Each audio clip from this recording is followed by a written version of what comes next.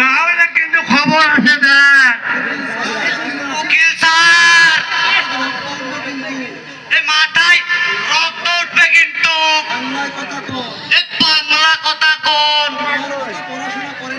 তোমার মতো পড়াশোনা করেনি। ও আচ্ছা আচ্ছা, ও মাথা নাতিন কো